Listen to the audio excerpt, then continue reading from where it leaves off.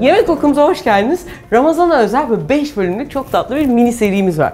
Bu seride ne yapıyoruz? Böyle yöresel yemekler, çok sevdiğimiz, böyle yiyip aman tadına doyamadım ama ben bunu herhalde evde yapamam diye düşündüğümüz belli yemekleri burada tarifini yapacağız ve çok da kolay olacak.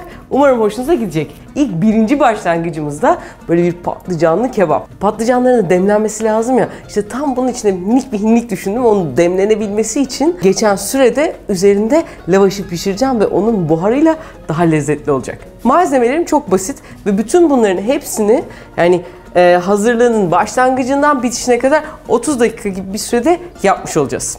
Burada yaklaşık bir ekmek hamurum var. Ama pideciden eğer pide hamuru bulabilirseniz o saate denk gelirse daha iyi. Biz şimdi birazcık erken yapıyoruz, o yüzden ekmek hamuru var. Bir ekmeklik hamur ya da yarım pide hamuruna ihtiyacımız var. Bunu böyle alıyorum. Pratik olabilmesi önemli diye böyle yaptım. Yoksa eğer ekmek hamuru tarifi ben sıfırdan kendim yapacağım diyorsanız da onu aşağıya koyuyoruz. Aklınızda olsun. Oradan, hatta Burak'ın tarifinden de bakabilirsiniz. Videolu isterseniz onu da şuradan ulaşabilirsiniz. Şuralardan bir yerlerden. Bu hamur çok yumuşak. Ben bunu koca bu tavanın üzerine yerleştireceğim. Dolayısıyla onun için fazla yumuşak. Bunu bir parça sertleştireceğiz. Onun için de hiç su eklemeden birazcık un ekleyerek yoğuruyorum. Pide hamurunu yaparlarken birazcık daha sulu bir hamur yaptıkları için onun alacağı un ekmek hamuruna göre birazcık daha fazla olacaktır. Aklınızda olsun. Yoğurmanın aslında fonksiyonu gluteni uyandırmak. Ve ne kadar yoğurursanız gluteni uyanıyor ve böyle bir pürüzsüz, mesela daha böyle bir pürüzsüz hale geliyor. Bu tam istediğimiz şey, çünkü ben bunu kocaman açabilmeliyim ve böyle kenarlarını yapıştırabilmeliyim. Onun için hafif bu sertlik ve de o sertliğe bağlı olarak da glutenin uyanmış, tam anlamıyla uyanmış olması önemli. Bu arada mutfaktaki bu yeni cicilerin belki fark etmişsinizdir. Böyle güzel, bak, un kabım bayağı havalı. Bu şimdi kebabı yapacağım döküm tavam, bakırlarım, mumluklarım falan var. Bunların hepsini gittim Boyner'den aldım. Bunun da bir sebebi var. Bu 5 seriyi Boyner'le birlikte yapıyoruz. Şimdi hamurum bayağı güzel oldu. Bunu artık açacağım. Glutenini uyandırdık fakat bir parça uyandıktan sonra ben yoruldum diye onu dinlendirmemiz ve kabartmamız gerekiyor. Birazcık unluyorum ve bunu güzel bir şekilde açacağım. Üzerine birazcık daha un koyuyorum. Merdane de azıcık unluyorum.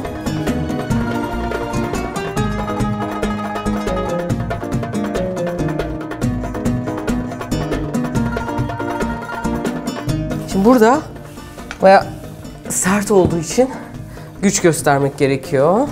Önce bir tarafını, sonra diğer tarafını açarak yuvarlaya yuvarlaya bu dikdörtgen dökümün şeklini almaya çalışacağım. Bu buna oldu muyu kontrol edebilmek için şöyle koyuyorum. Bol bol olmuş. Şimdi bunun kabarabilmesi için kenara alacağım. Bunun için böyle bir ahşabım var. Böyle üstünü güzelce kapladım ve şöyle yerleştiriyorum. Birazcık daha üstünü unluyorum. Böyle hafif nemli bir bez üstüne örterek arkaya koyacağım. İşte 15 dakika falan güzelce kenarda kabaracak. Ben de o sırada kebabımı yapmaya geçebilirim.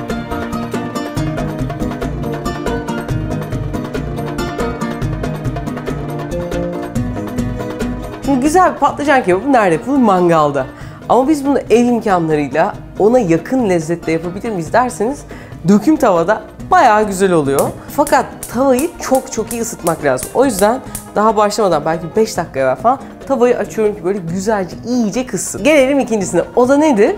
Patlıcan kebabı yapıyorsak patlıcan seçimi. Yani herhangi bir patlıcanı aldım, işte 1 kilo patlıcan aldım. Hıdır abi bize 1 kilo patlıcan gönder, ben oradan patlıcan kebabı yapıyorumla pek olmuyor. Şimdi burada dikkat edilmesi gereken şey ne? Bir kere patlıcanın böyle taş gibi olmaması lazım. Belirli bir yumuşaklığa sahip olması lazım. Mesela bu o yumuşaklığa sahip gibi ama buraya baktığımızda da poposunda yeşillik var. Mesela yeşillik olmayan bunlarda da yok. Mesela bunda pek yok. Bunda pek yok. Mesela buna göre bu birazcık daha ham gibi. Mesela şu ikisi daha yeşil ve buralar sert. Aslında birazcık daha olgunlaşabilir. Bu yine fena değil. Hafif böyle bir sese ihtiyacı var. Bu mesela çok sert. Özellikle mesela burası daha da sert.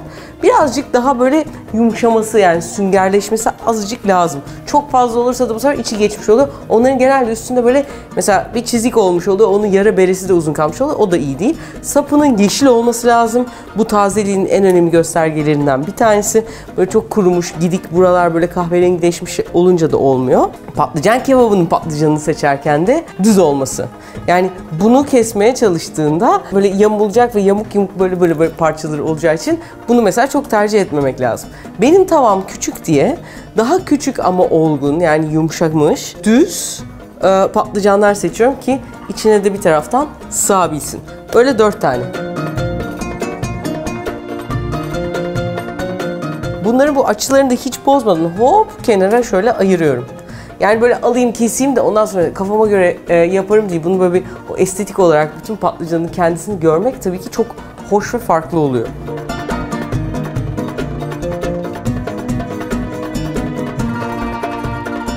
Gelelim 3. lezzet faktörüne. O da nedir? Kıyması. Kıyması normalde etten zırhla çekilir. Ve bunu böyle biraz kara et, biraz kuzu döş, biraz kuyruk karıştırarak, yani danayla kuzuyu karıştırarak ve bol yağlı bir et olarak yapmakta fayda var. Fakat şehir imkanlarında bu işe eğer şu 3 tane eti karıştırın derseniz sizden dayak yiyebileceğimi düşünerekten bunun basit bir versiyonunu yapabiliyorsak kuzu ve dana döş karışık yapalım. Kasabınıza güvenemiyorsanız, kuzu yerine böyle koyun gibi kokulu falan filan geliyorsa eğer size, dana döşten de yapabilirsiniz. Şimdi burada 400 gram kıymaya sadece ve sadece birazcık tuz ve birazcık karabiber koyacağız. Bir de bu kıyma tek çekim. Yani çift çekim normalde yediğimiz, işte bebeklere 3 çekim yapılıyor. Tek çekim sadece bir kere, yani sanki zırdan çık doğranmış gibi düşünebilirsiniz. Bunu güzelce yoğuruyorum.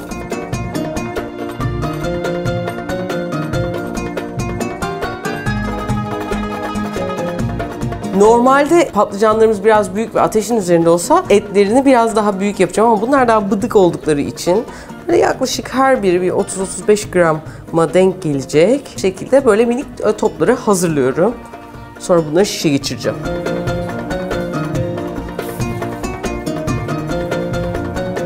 Köfteleri top top yaptık. Artık şişlemeye geçebiliriz. Şiş için böyle hani her yerde satılan ahşap şişler var. Tam böyle bunun da boyuna uygun. Patlıcanın en arka tarafından başlıyorum. Hep aynı hizada delmeye çalışacağım. Sonra ilk etimi koyuyorum. Gelelim ikinci patlıcanı yerleştirmeye. Onun da açısı öbürüyle aynı olsun istiyorum.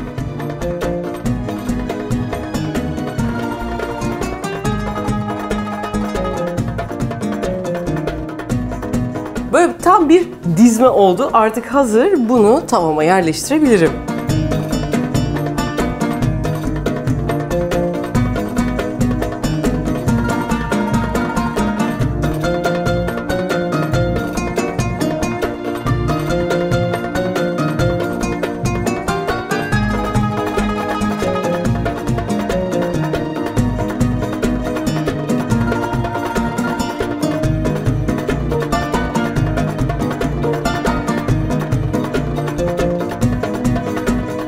Bir parça da böyle hafif bir hazır tam böyle taze sarımsakların sonu. Şöyle mis kokulu sarımsaklarım var. Bunları da böyle ortadan ikiye kestim. Bunu da tavanın kenarına böyle yapıştırıyorum. Güzelce bu da bir taraftan pişsin. Onu da böyle yoğurtla falan yeriz.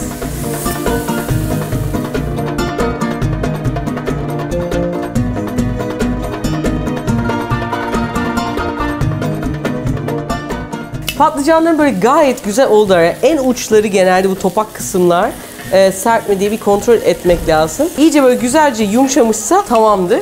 Birazcık şimdi terleyince daha da güzel olacak. Tereyağının suyunu koyabilirim ama ondan evvel buradaki hamurum nasıl? Hamurumu açıyorum.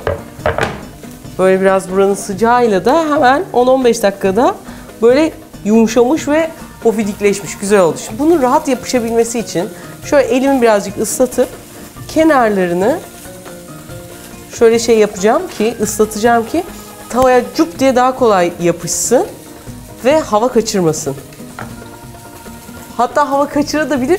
Hiçbir sakıncası yok. Ben bunu yapana kadar 3-4 kere bayağı havada kaçırdı. Ekmek içine de düştü ama her halükarda çok güzel oluyor. Hatta denemelerin videolarını ve minik fotoğraflarını Instagram'a koyduk. Oradan da bulabilirsiniz. Şimdi her tarafını ıslattım. Bu artık hazır. Her ihtimal karşı yardım olsun diye Burak'ı da çağıracağım ama ondan evvel bunun içine ne yapacağımı göstereceğim. Şimdi birazcık yağı az geldi gözüme. Şöyle bir parça tereyağını üstünde gezdiriyorum. Her tarafında. Hem patlıcana lezzetini versin, hem etine lezzetini versin diye. Biraz sarımsaklarımı da yağlıyorum. Bunlar da acayip lezzetli oluyor. Bunun içerisine birazcık tuz, her tarafına serpiyorum ve terleyebilmesi için de çok azıcık su döküyorum. Hazır bu su direkt buharlaşırken de hemen ekmeğini koyacağım. Islak tarafı aşağıya geliyor, hop üstüne kapatıyoruz. Bu kenarlarından güzelce baskılıyorum. Şimdi bunun bu haliyle fırınıma yerleştiriyorum. Fırınımın ızgarasında böyle yaklaşık 5-6 dakikada pişecek. Fırın tepsisine hızla ekmeğimi yerleştirdim. Ve de tabii köftelerimi.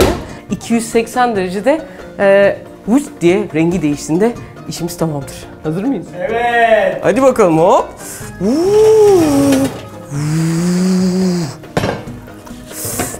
Şöyle son üzerine bir tereyağı gezdirdik mi? Bu iş tamam. Hazır mıyız? 3, 2, 1. Patlıcanlı kebaplar burada. Ve ekmek böyle gördüğünüz gibi çok rahat çıt diye şey yapıyor ve içi böyle kebabın kokusuyla falan mis. Antep'e gittiğimde gidiyordu aklım çıktı. Antep'te bana ilk öğrettikleri şeylerden bir tanesi bu patlıcan kebabını nasıl yenilmesi gerektiği. Patlıcan kebabına öyle başka fazla şeyler konmaz Refika diye önce başlıyor. Lavaşını alırsın. Ki biz buradan bir parça alıyoruz diyelim şöyle. Ortasına kebabın önce patlıcanı getirirsin. Hop. Patlıcanlarını şöyle çıkarıyorum.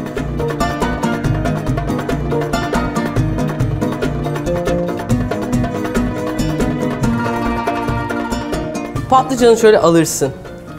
Ortasını açarsın. Daha sonra burasını böyle güzelce sıyırırsın. Birazcık tuz. İstenirse, o da tartışılan bir konu, bir parça karabiber ve son olarak da köftesini ortasına koyuyoruz. Ondan sonra da bunu böyle güzelce kapatıp, kimileri bunda limon sıkmayı da seviyorlar. Dediğim gibi tartışılır. Ben bir parça sarımsak dayanamadım. Sarımsak yakışacağı için bu parça sarımsaklardan bir tanesini böyle içine koyarak afiyetli, böyle tatlı tatlı bütün gün açlığını güzel bir kebap ödülüyle evde ve çok kolay yapabilirsiniz. Umarım Antepliler beni affederler. Hepimiz Antepli değiliz. Her dakika Antep'e gidemiyoruz. Böyle güzel kebapları sizler gibi yiyemiyoruz. Şehirde, kendi küçük dairelerimizde, evciklerimizde yapabildiğimizin en iyisi için güzel bir tarif olduğuna inanıyorum. Umarım hoşunuza gitmiştir. Hoşunuza gittiyse ya Refika bana şunu da yap, şunun tadı damağımda kaldı dediğiniz bir şey varsa ne olur aşağıya yazın. Hasretimiz bir nebze de olsun azalsın. Kanalımıza abone değilseniz de hadi lütfen abone olun. Hatırlatma için bu videoları sevdiyseniz o minik zil var. O zile basarsanız da haber veriliyor. Bizden şimdi bu kadar. Ramazan'ın geri kalanı da güzel geçsin. Bu videoyu beğendiyseniz benzeyen başka videoyu buraya koydum. Eğer Refika bu kanal çok güzelmiş ya deyip daha da kanala abone değilseniz abone olabilmek için de onu da buraya koydum. Bunlara basıp kanalımıza abone olabilirsiniz ki bizim bu dünyamız, bu yemeklerimiz sizin sayenizde bol bol devam etsin.